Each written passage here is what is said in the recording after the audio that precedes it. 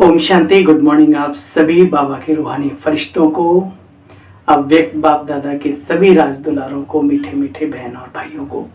आइए सुनते हैं ईश्वरीय महावाक्यों का सार। इंतजार समाप्त हुआ, अव्यक्त मुरली आ गई है हमारे बीच में। बाबा के वो ज्ञान के रत्न, वो खजाना, वो विधियां, वो तरकीबें, वो राय जो अपने जीवन को हम सजा सकते हैं, जिससे प्रैक्टिकल जीवन में जो बातें सुबह से रात्रि तक हमारी दिनचर्या में घटती हैं, उनको कैसे, उन समस्याओं को समाप्त किया जाए, कैसे हम अपनी दिनचर्या को और अच्छा बना पाएं, इस योगी जीवन में चार चांद लगा पाएं, एक ऐसा जीवन जो एक हमारा आदर्श बने। और उसके तरीके क्या हैं, उसके लिए क्या गुण धारण करने हैं, क्या शक्तियां धारण करनी है, क्या हमें थॉट्स क्या रखने हैं अपने मन में, किस तरह की विचारधारा अपनानी है। तो आइए सुनते हैं बाबा की अव्यक्त मुरली से और उठाते हैं पूरा लाभ, है ना। तो रिवाइज कोर्स है 31 दिसंबर 1993, 26 फरवरी 2023, यानी वर्तमान समय जो आज हमारे सामने आए हैं महावाक्य। इस मुरली का हेडलाइन है नए वर्ष में सदा उमंग उत्साह, क्योंकि 31 दिसंबर की मुरली है। पुराना वर्ष जा रहा है, नया वर्ष आ रहा है, तो उमंग, वो उत्साह, वो खुशियां, वो धारणाएं, वो प्रतिज्ञाएं बाबा अपने बच्चों को क्या सिखा रहे हैं उस दिन। और सबसे खुशी की बात है कि उस दिन बाबा रात को 12 बजे के बाद तक रुकते हैं, क्योंकि नए वर्ष का केक भी काटना है, पुराने को विदाई देनी है, नए को बधाई देनी है। वो सीन अपने सामने इमर्ज करें जब भी बाबा के पास आप इस तरह से मिले हों और आनंदित हो जाएं, आनंद विभोर हो जाएं, उस समय को, उस स्थिति को, उस मनोदशा को याद करके, क्या जीवन, क्या वो समय, क्या काल था उस समय पर। और तब इस मुरली के सार को सुने तो मजा 1000 गुना ज्यादा आएगा, धारणा आसानी से हो जाएगी। नए वर्ष में सदा नया उमंग उत्साह में उड़ना, और नए वर्ष में सदा उमंग उत्साह में उड़ना और सर्व के प्रति महादानी वरदानी बन व्यर्थ को समाप्त करना, सभी के लिए, एक दो के सभी के लिए। एक तो महादानी वरदानी बन, शुभकामनाएं दो, और व्यर्थ को समाप्त कर दो। बाबा ने कहा क्या जाता है तुम्हारा, कौन क्या करता नहीं करता, आप अच्छे रहो। कल्याण अपनी करने में समाया होता है, संसार भी इसी बात को दोहराता है, और करनी से ही जीवन है। आज नवयुग सृष्टि के रचता बाप दादा अपने नवयुग के आधार मूर्त बच्चों को देख रहे हैं। बाबा सबसे पहले सम्मान देता है अपने बच्चों को। आज नवयुग नई सृष्टि के रचता बाप दादा अपने नवयुग के आधार मूर्त बच्चों को देख रहे हैं।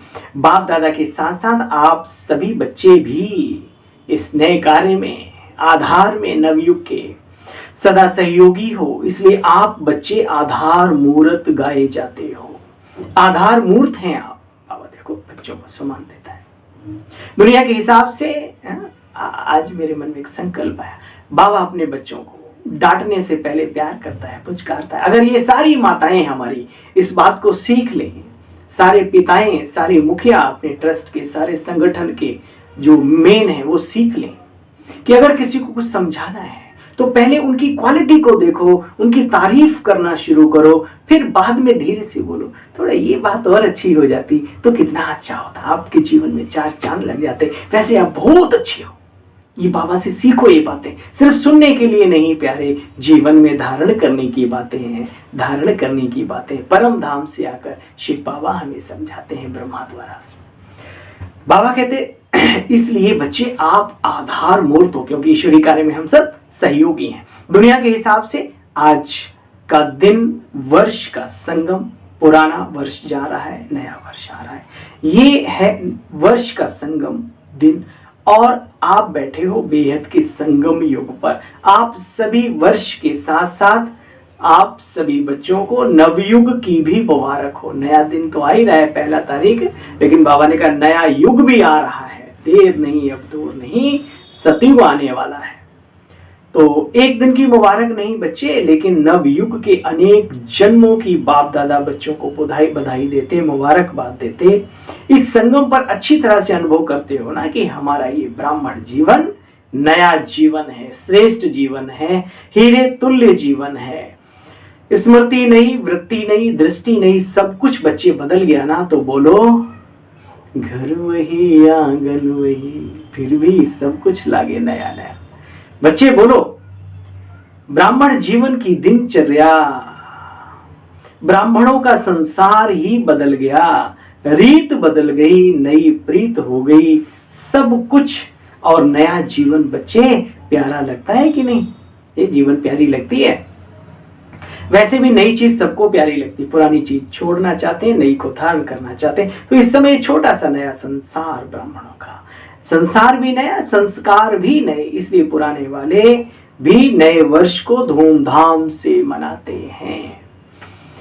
बाबा कहते हैं नया जीवन दिया बाबा ने, नई सोच, नई समझ के साथ नई आदतें भी डेवलप हुई जब से बने प्रभु तुम्हारे, है ना। क्या से क्या परिवर्तन हुआ, जरा चिंतन तो किया करो। जो सोच हमारी पहले थी क्या आज भी वो है? नहीं है ना। तो कितनी खुशी होनी चाहिए, हर पल हर घड़ी की खुशी। जिस सोच को, जिस आदत को श्रेष्ठ बनाने के लिए लोग कितना प्रयास करते हैं, और बाबा के बनते चुटकियों में यहाँ पर सोच बदल गई है, खान पान बदल गया, रहन सहन बदल गया, विचारधाराएं वसुधैव कुटुंब की वैश्विक विचारधाराएं हो गई। कम बात है क्या? अपनी जो औकात है उसको कम मत आंको, ये ईश्वर की दी हुई औकात है, पोजीशन है। मनाने का अर्थ जानते हो बच्चे? नया वर्ष नया मनाने का अर्थ जानते हो बच्चे? उत्साह होता है। कोई भी चीज मनाते हैं, उत्सव मनाते हैं, तो क्या होता है? उत्सव का मतलब ये उत्साह में आना। इसीलिए मनाने के दिन को उत्सव कहा जाता है। उत्साह से एक दो को मिठाइयां देते हैं ना, ग्रीटिंग्स भी देते हैं, मुबारक भी देते हैं। आप ब्राह्मण आत्माओं के लिए बच्चे हर घड़ी, हर दिन, हर सेकंड उत्सव ही उत्सव है। सदा उत्सव अर्थात उमंग उत्साह में रहने वाले। हर दिन उमंग उत्साह बढ़ना चाहिए बच्चे, कम तो नहीं होता, चेक करो। ऐसे नहीं परम धाम से अपने स्थान पर जाएंगे तो उत्साह, ऐसा नहीं कि यहां से अपने स्थान पर जाएंगे तो उमंग उत्साह समाप्त हो जाएगा। बाबा मधुबन की बात कर रहे हैं, बाप दादा के समक्ष बैठे तो बहुत उमंग उत्साह। अभी आप वीडियो की रिकॉर्डेड वीडियो मुरली सुन रहे हो तो बहुत अच्छा लगता है, वाह बाबा वाह। लेकिन वो कोशिश करो कि 24 घंटे तक, जब तक दूसरी खुराक ना खा लो, तब तक वो चीज कायम रहनी चाहिए। मेरा मतलब ये है। बाबा कहते बच्चे उमंग उत्साह सदा उड़ती कला के पंख हैं। इस उमंग उत्साह के पंखों से सदा उड़ते चलो, उड़ाते चलो। देखो बिना पंखों के उड़ नहीं सकते ना, इसलिए ब्राह्मण जीवन में ये उमंग उत्साह उड़ती कला के लिए पंख का काम करते हैं। पंख हैं ये, पंख। तो उड़ती कला वाले हो ना। उत्साह, उमंग, ये आप ब्राह्मणों के लिए बहुत बड़ी शक्ति है। नीरस जीवन नहीं। दुनिया वाले तो कहेंगे कि क्या करें क्या करें, रस नहीं, नीरस हैं, बेरस हैं। और आप क्या कहेंगे? उमंग है, उत्साह ही, उमंग उत्साह ही हमारा रस है। दुनिया में एक दूसरे को मिलते हैं, क्या कहते हैं? और भाई क्या समाचार है, कैसे हो, क्या हाल चाल है? कह रहा साहब कट रही है। एक दूसरे से मिलते हैं, हाथ मिलाते हैं, कट रही है। क्या खेती कट रही है? लेकिन वाकई में बाबा के बच्चों के अलावा आप देखो संसार में जीवन को ज्यादातर लोग ऐसा ही महसूस करने में लगे हुए हैं। धन है, दौलत है, संबंध है, सब कुछ है, लेकिन फिर भी मनुष्य अपने आप को अकेला महसूस करता है। और बाबा हमारा क्या कहता है? बच्चे कोई साथ हो ना हो, लेकिन मैं तुम्हारे सदा साथ था, हूं और सदैव रहूंगा। देखो बच्चे अविनाशी उत्साह हो गया ना। तीनों काल का उत्साह हो गया, पास्ट प्रेजेंट फ्यूचर तीनों काल हो गए ना, तो अविनाशी हो गया उत्साह। बाप दादा देख रहे थे कि अविनाशी उमंग उत्साह में रहने वाली आत्माएं नंबरवार हैं या नंबर 1 हैं। जब है ही निश्चय बुद्धि तो जरूर विजयी, तो जरूर नंबर 1 होंगे, नंबरवार थोड़ी होंगे। कल की मुरली का जो वरदान था बाबा का, सभी ने सुना होगा। बाबा ने कहा निश्चय में ही विजयी है, हर बात पर विजयी। ईश्वरीय कार्य में जो सहयोगी बनता है बहुत आगे जाता है। और निश्चय के ऊपर बाबा ने बहुत अच्छी महावाक्य का उच्चारण किया। आज भी बाबा ने कहा निश्चय बुद्धि है तो नंबर 1 विजयी होंगे, विजयी नंबरवार थोड़ी होंगे जब निश्चय बुद्धि नंबर 1 है। देखो बच्चे, सदा नव जीवन के उमंग उत्साह में उड़ते चलो। क्यों उड़ते चलो? क्योंकि आप ही आधार मूर्त हो भविष्य के, अपने साथ साथ अपनों के भी। कल पूरा खुशियों के ऊपर, खुश रहना है ना। ऐसे बच्चे जो निश्चय बुद्धि होते वो कभी विधवा नहीं होते, मतलब प्रभु से दूर नहीं होते। बाबा ने कहा आधार मूर्त हो, आपकी श्रेष्ठ वृत्ति से विश्व का परिवर्तन, विश्व का वातावरण का परिवर्तन हो रहा है। आपके पवित्र दृष्टि से विश्व की आत्माएं, प्रकृति दोनों पवित्र बन रही है। आपके दृष्टि से सृष्टि बदल रही है। आपके श्रेष्ठ कर्मों से श्रेष्ठाचारी दुनिया बन रही है। तो कितनी जिम्मेवारी है, विश्व की जिम्मेवारी का ताज पहना हुआ है ना, कि कभी भारी लगता है तो उतार देते हो। तो बच्ची कितनी जिम्मेवारी है, विचार करो। बाबा ने हमारे ऊपर विश्वास जताया है, हमें अपना खास बनाया है, कितनी बड़ी रिस्पॉन्सिबिलिटी का ताज दिया है, जिम्मेवारी का ताज। बाबा ने कहा उतार तो नहीं देते हो, तो कितनी जिम्मेवारी है, विश्व की जिम्मेवारी का ताज पहना हुआ है ना। बोलो, पहना हुआ है ना। इस समय के जिम्मेवारी का ताज पहनने वाले ही भविष्य के उत्तराधिकारी, साम्राज्य अधिकारी, हीरे जड़ित ताजदारी बनते हैं। तो नए वर्ष में क्या करेंगे? वर्ष मनाया, अव्यक्त वर्ष अर्थात फरिश्ता बन गए, कि अभी भी बनना है। अपने बाबा के घर की तरफ से वर्ष को किसी नाम से घोषित किया जाता है। तो अव्यक्त वर्ष बाबा ने कहा मना रहे हो तो फरिश्ता बने ना, कि नहीं बने? अव्यक्त वर्ष लंबा और करें क्या? 2 वर्ष का बना दे 1 वर्ष, अभी और आगे बढ़ना है ना। अव्यक्त वर्ष मनाया, अब फरिश्ता बनकर क्या करेंगे बच्चे? बोलो, सदा हर दिन हर समय महादानी और वरदानी मूर्त बनना है। अव्यक्त वर्ष मनाया, अव्यक्त फरिश्ता बनकर क्या करेंगे? बोलो, महादानी बनकर वरदानी वर्ष मनाओ। जो भी संबंध संपर्क में आवे, उस आत्मा को महादानी बन कोई न कोई शक्ति का, ज्ञान का, गुण का दान देना। बच्चे, तीनों खजाने कितने भरपूर हो गए हैं। क्या बाबा ने कहा? तीनों खजाने कितने भरपूर हो गए। ज्ञान का खजाना कम है क्या? क्या समझते हो? शक्तियों का खजाना कम है क्या? हा? बाबा के बच्चों के संकल्प पूरे होते हैं। कल बाबा ने कहा, इस बात पे आपको याद होगा, बाबा ने कहा बच्चे कल्प वृक्ष की जड़ों में बैठे हो, इसलिए सोच कर सोचो कि मुझे सोचना क्या है। बाबा कहते देखो, गुणों का खजाना, शक्तियों का खजाना, नॉलेज का खजाना कम है क्या? कितनी बड़ी बात है। तो महादानी मूर्त बनने से व्यर्थ स्वतः ही खत्म हो जाएगा। जब दूसरों की सेवाएं आप करने लगते हो तो उनकी दुआएं, उनकी ऊर्जा, उनकी शक्ति, उनकी शुभकामनाएं आपको ऊर्जावान बना देती हैं, आपको बहुत आगे बढ़ा देती हैं। ये अटल सत्य है, अनुभव युक्त है। बाबा ने कहा वरदानी मूर्त, महादानी मूर्त बनने से व्यर्थ स्वतः ही समाप्त हो जाएगा, क्योंकि जो महादानी है, वरदानी है, अर्थात दूसरों को देने वाले दाता, तो वो उसका अर्थ ही है कि वो समर्थ है। समर्थ व्यक्ति तो शक्ति दे सकता है ना दूसरों को। और दूसरों को देने का संकल्प करो तो आप खुद शक्तिशाली बन जाएंगे। इस नेचर का, इस सिस्टम का, ये कुदरत का नियम है ना। बाबा कहते हैं बच्चे, जहां समर्थ होगा वहां व्यर्थ स्वतः ही समाप्त होगा ना। जैसे बाबा ने मिसाल दिया, जैसे लाइट का स्विच ऑन होता है, स्थूल लाइट का स्विच ऑन करना अर्थात अंधकार को भगाना। अब कोई अंधेरे को भगाने में भगेगा, आप उजाले का स्विच ऑन कर दो।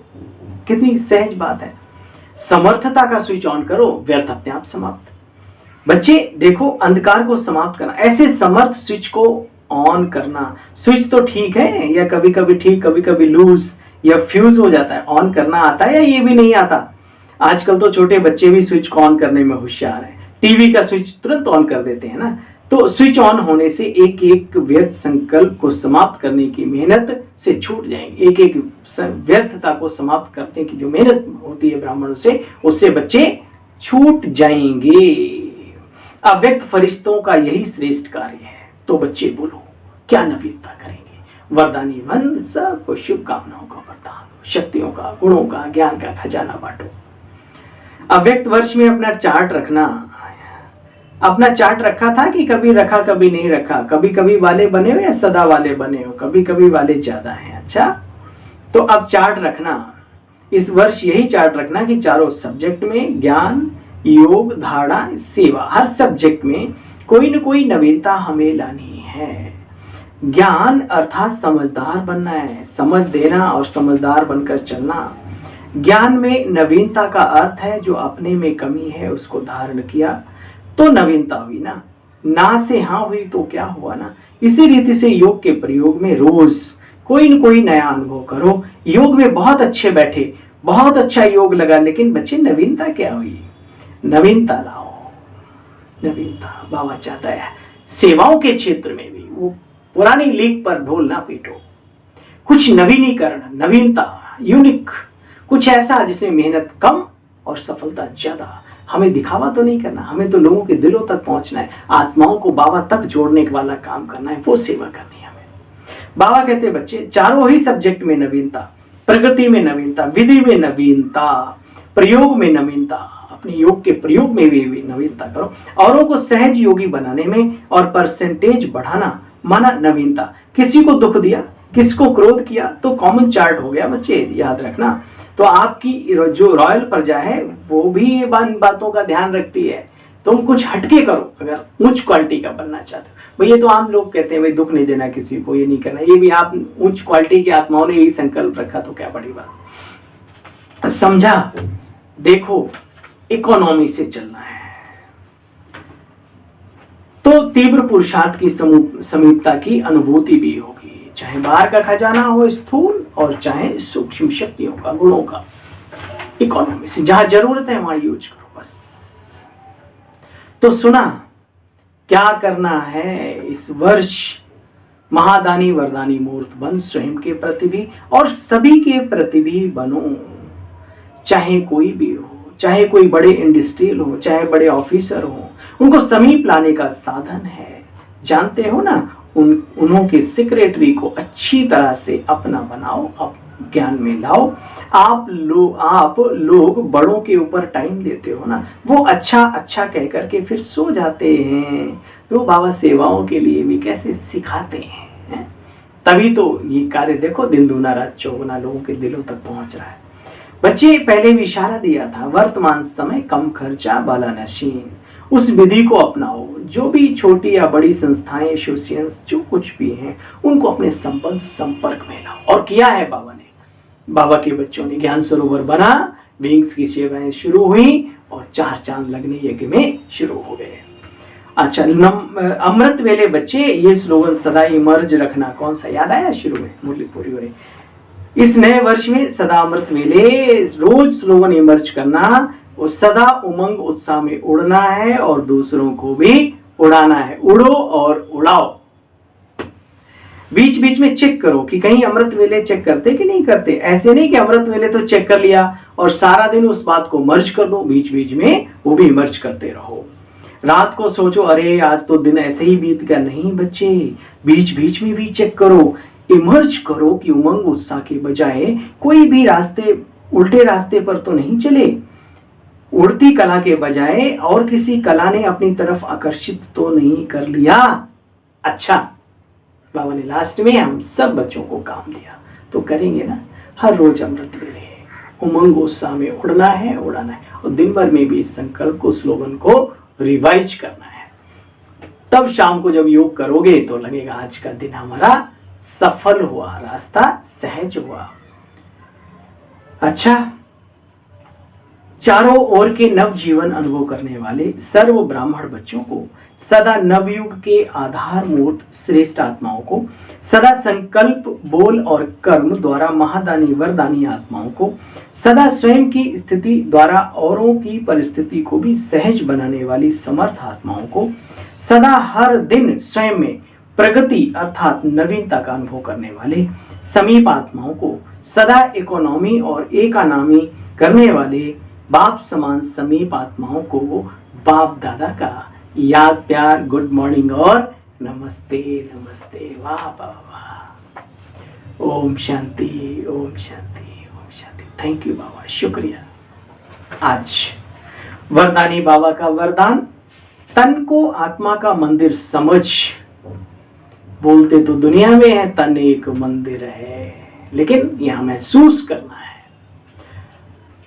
तन को आत्मा का मंदिर समझ ही मंदिर है। उसे स्वच्छ बनाने वाले नंबर 1 श्रेष्ठ ब्राह्मण आत्मा भव। तन की स्वच्छता भी अपने आप में बहुत बड़ा मायने रखती है, इसलिए बाबा के नियम जो बने हुए उसके अकॉर्डिंग हमारा रहना, हमारा खान पान। मंदिर में कोई गंदी चीज अच्छी लगती है तो इस मंदिर में हम गंदी चीजें क्यों डालें? कब्रिस्तान थोड़ी है, तो मंदिर है। विचार करो तो उसमें इसको कैसे स्वच्छ रहना, खान पान से लेकर विचारधाराओं से लेकर बाहरी स्वच्छता भी आप सब जानते हैं इन बातों को, और वो सारी बातें हमारे हितकर हैं, हमारे हितकर हैं। शारीरिक स्वास्थ्य, मानसिक स्वास्थ्य के लिए, सामाजिक स्वास्थ्य के लिए, हर तरीके से हमारे समाज के लिए भी हितकर हैं। एक व्यक्ति स्वच्छ रहता है, बीमारियां कम होती हैं, बैक्टीरिया कम फैलते हैं, कम वो है ना, तो वो परिवार के लिए भी एक व्यक्ति बीमार कम होगा, पैसे की बचत होगी तो क्या होगा? विचार करो। तो खान पान की शुद्धता, स्वच्छ वातावरण में रहना, स्वच्छ कपड़े पहनना, जब भी आप टॉयलेट बाथरूम जाते हो उसके पीछे हर चीज एक रीजन है। तो हमारे बॉडी से हर सेकंड, हर घड़ी गंदगी निकलती रहती, इसकी स्वच्छता भी जरूरी है ना। बाबा ने ऐसे थोड़ी कह दिया कि ये नियम अपनाना है, नहीं, उसके पीछे गहरे रहस्य हैं। उनको अगर आप समझोगे, अभी कितनी बड़ी महामारी से हम गुजरे और उस महामारी का एक ही इलाज था, मन की प्रबलता और तन की स्वच्छता, एक ही। और आने वाले टाइम में यही इलाज काम करेगा, याद रखना। सारी दवाइयां हो सकता है फेल हो जाए, हॉस्पिटल फेल हो सकते हैं, डॉक्टरों की बुद्धि में नहीं आएगा कौन सी बीमारी, लेकिन जिसने इस बात को अपनाया होगा वो मची में रहेगा। आज कई बार सुनते हैं प्रसाद के नाम पे लड्डू में रख के कुछ खिला दिया। बाबा का बच्चा भाई ले तो ले, लेकिन माल बाहर का आम खाते नहीं। कितनी अच्छी बात है, सारे ही फायदे की बात को अपनाना चाहिए। तन को आत्मा का मंदिर समझ उसे स्वच्छ बनाने वाले नंबर 1 श्रेष्ठ ब्राह्मण आत्मा भाव। हम ब्राह्मण आत्माएं सारे कल्प में नंबर 1 श्रेष्ठ आत्माएं हैं। क्या है? पूरे कल्प में हम ब्राह्मण आत्माएं सारे कल्प में नंबर 1 श्रेष्ठ आत्माएं हैं, अर्थात हीरे तुल्य जीवन वाली आत्माएं हैं। तो इस तन से आत्मा को, इस स्मृति से तन को आत्मा का मंदिर समझकर बच्चे सदैव स्वच्छ रखना। जितनी मूर्ति श्रेष्ठ होती है उतना ही मंदिर भी श्रेष्ठ होता है। तो इस शरीर रूपी मंदिर के हम ट्रस्टी हैं, ट्रस्टी। यह ट्रस्टीपन आपे ही स्वच्छता व पवित्रता लाता है। इस विधि से तन की पवित्रता सदा रूहानी खुशबू का अनुभव कराती है। स्लोगन, रूहानियत में रहने का व्रत लेना ही ज्ञानी तो आत्मा बनना है। रूहानियत में रहने का व्रत लेना ही ज्ञानी तू आत्मा बनना है। ओम शांति। सभी रूहानियत में रहने वाली रूहों को अपने इस छोटे से सेवा साथी भाई की ओम शांति, ओम शांति, ओम शांति। नमस्कार, प्रणाम, जो भी आप अपनी भाषा में समझते हैं वो आपको हो स्वीकार। ओम शांति। मिलते हैं कल पुनः बाबा के खजाने के साथ आपकी सेवा में पुनः उपस्थित होंगे। तब तक के लिए आज्ञा चाहते हैं आपसे। ओम शांति।